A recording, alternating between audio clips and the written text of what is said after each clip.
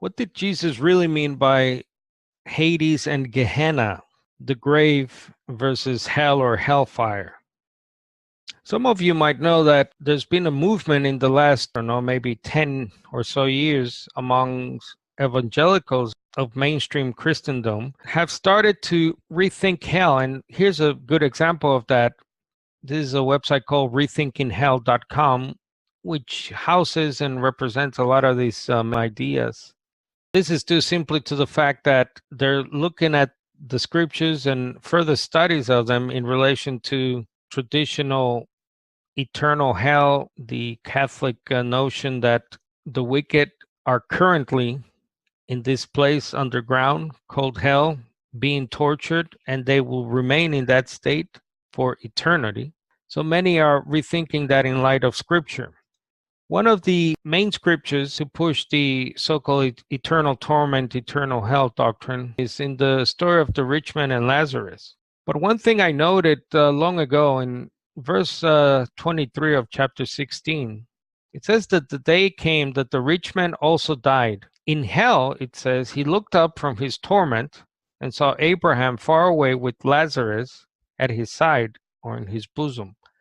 So most translations will have here the word Hades, the Greek there, translated as hell.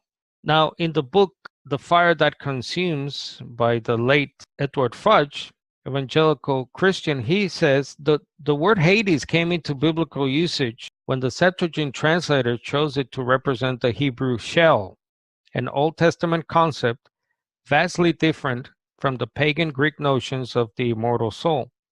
Sheol, too, received all the dead, but the Old Testament has no specific division there involving either punishment or reward.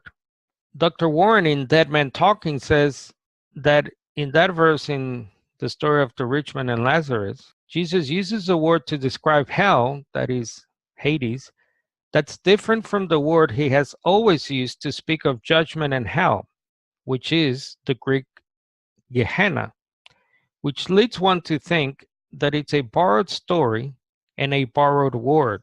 So I'll show you here what Jesus means by these two words, Hades, which is erroneously translated as hell, and Gehenna. In Matthew 11, Jesus says, "And you, Capernaum, will you be exalted to heaven? You will be brought down to Hades. For if the mighty works done in you had been done in Sodom, it would have remained until this day." Matthew 16, "And I tell you, you are Peter, and on this rock I will build my church, and the gates of Hades shall not prevail against it." Luke 10, "And you, again Capernaum, you will be exalted to heaven, you shall be brought down to Hades." What Jesus is actually saying here, he's not saying that Capernaum will go to hell, to this place underground of eternal torment via fire, but he's simply saying that they're going to be destroyed. They will go to the ground, to the grave. Again, as Fudge observes, Hades translates the Hebrew word Sheol, which in the Old Testament, and this is what most evangelicals are finally coming to realize, it simply means the grave. And then you have those references there in Job and many others. The grave equals the gates of Sheol. And that's what Jesus is actually referencing in Matthew 16. Those gates, the gates of the dead. Now, the word approximating hell, really is hellfire, is this word Gehenna. So in Matthew 5, Jesus says, "Everyone who is angry with his brother will be liable to judgment. Whoever insults his brother will be liable to the council. Whoever says, 'You fool,' will be liable to the fire of Gehenna. If your right eye causes you to sin, tear it out, throw it away. For it's better that you lose one of your members than your whole body be thrown into Gehenna. Don't fear those who kill the body, but cannot kill the soul. Rather, fear him who can destroy both soul and body in Gehenna." By the way, note that Jesus clearly says in this verse that the soul is not immortal.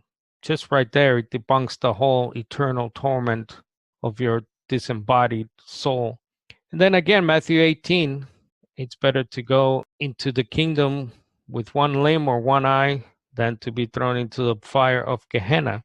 The word here, Gehenna, approximates to this idea of hell, but not an eternal torment, but simply as a place of destruction. The lake of fire, that's what Gehenna is. Gehenna is judgment. It's not the word Hades as it's used in the story of the rich man and Lazarus. So the rich man did not go to Gehenna. Jesus says in that story, which is a parable, that he simply went to the grave. And then Jesus tells a story about that as a parable, not as a reality. And more verses here in Mark 9, the lake of fire, destruction, judgment, annihilation, total destruction by fire. This will begin at the parousia. At present, all the dead are said to be in the New Testament sleeping in Hades,